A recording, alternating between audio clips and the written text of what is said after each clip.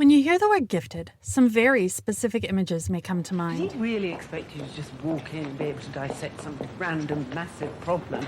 Not much to dissect if you ask me. Why? Why do you say that? It was wrong. What?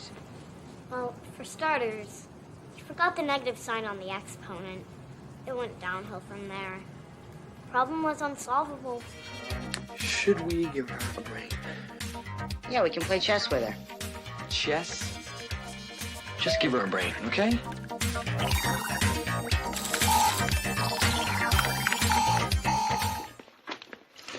Mr. Sullivan, welcome back. Oh, please, not the kid again.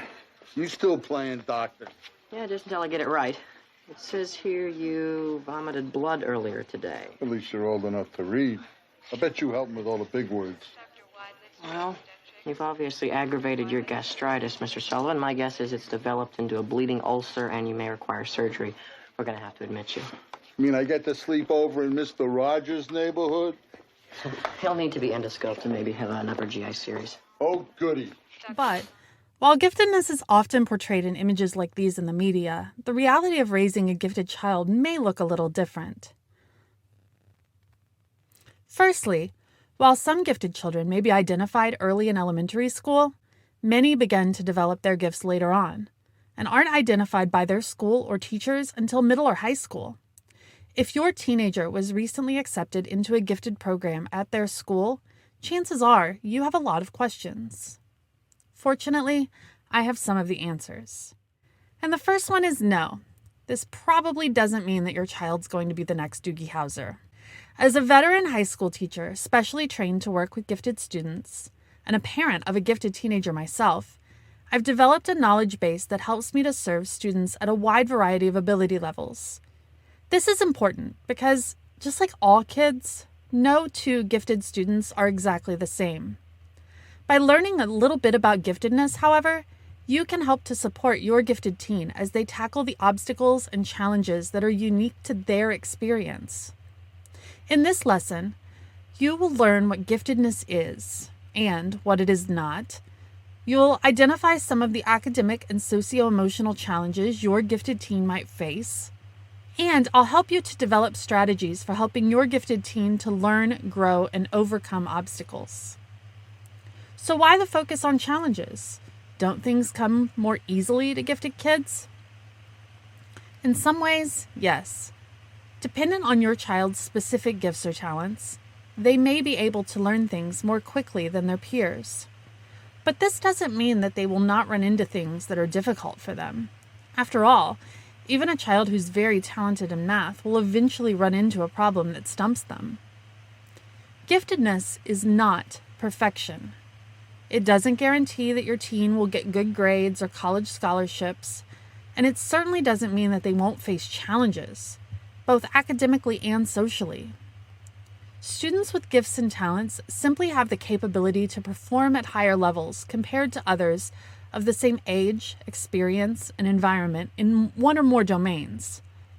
Schools identify gifted students in order to make sure that they are modifying their learning as needed to adequately challenge them and help them to realize their potential with respect to their talents. Without these modifications, gifted students may get bored, monopolize classroom discussions, or exhibit antisocial behaviors. That's why it's so important to determine the right learning fit. So what is the right fit? While challenging a gifted student is important, it is just as important for them not to be overly challenged, lest they become discouraged and shut down. Rather, each student has what's called a zone of proximal development. It's the area between what they're able to do without help and what they cannot do at all. This zone, or ZPD, represents what a student can do with the proper supports and help in place.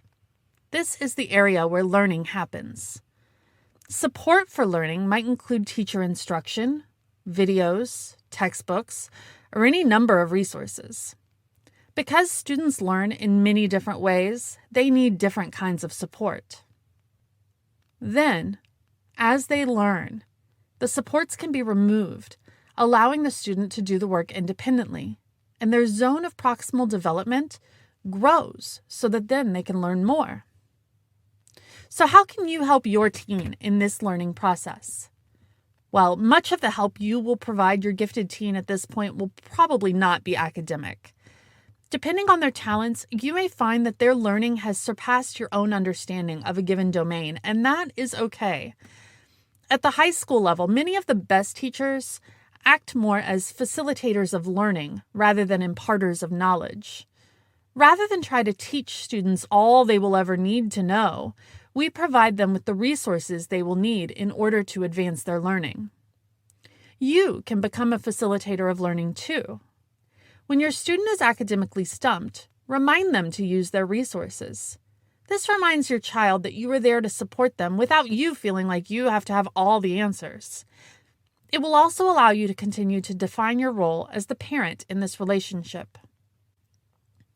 Take a look at the chart you created prior to this session, listing your child's strengths and weaknesses.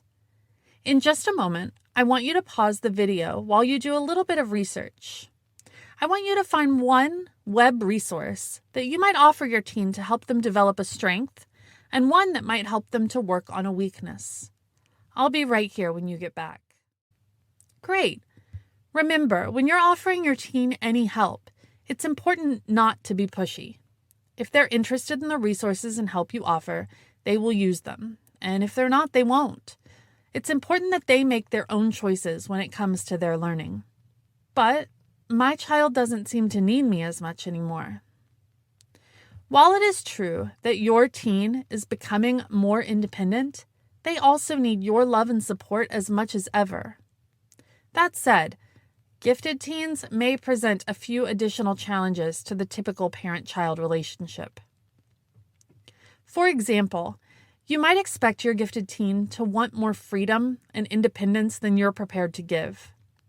It's not uncommon for gifted teens to make friends with people who are chronologically older than they are, because that's where they often find their intellectual peers.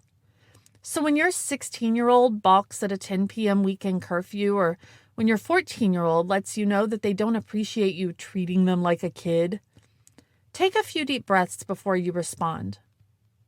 Although there's no set-in-stone timeline for what social freedoms you should give when, use your teen's past performance as a gauge for future freedoms.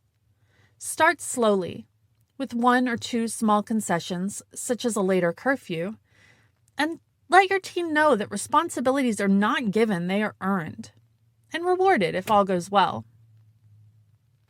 Next, remember that while your teen may be intellectually gifted, other areas of development might not be quite as advanced. It's very easy to forget that your precocious 14-year-old who is spending their time building robots or doing complex math problems is, in fact, still a 14-year-old and may have forgotten to take the trash out or text you about their whereabouts. It's tempting to respond with something like, "How can such a smart kid be so irresponsible?" It's important to remember that sometimes they can be irresponsible. They can be immature. They are still kids, after all. Finally, continue to be a parent. Even the brightest teens need guidance when it comes to issues they may not have addressed before.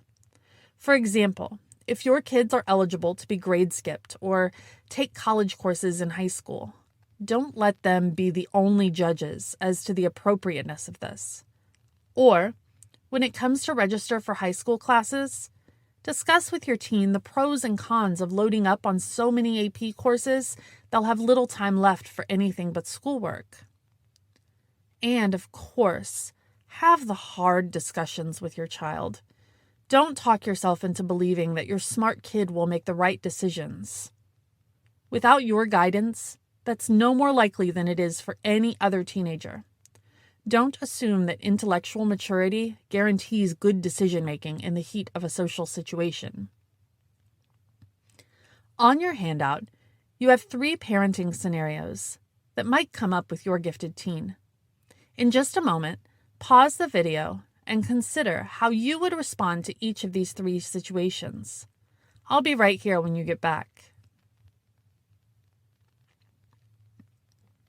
Excellent. Sometimes, just role-playing scenarios and thinking out what might happen is a great way to ease the tension when similar challenges really do come up. With a plan in place, you'll know exactly how to handle the situation and be confident and direct in helping to guide your teen through life's challenges. Hopefully, this video and the exercises have been helpful. But remember, this is not the end of your journey. Check out the next video in this series, which will teach you how to help your teen advocate for themselves and their own learning. And check out the many resources on giftedness that I've added to your handout. Raising a gifted kiddo isn't always easy, but it is a truly rewarding experience.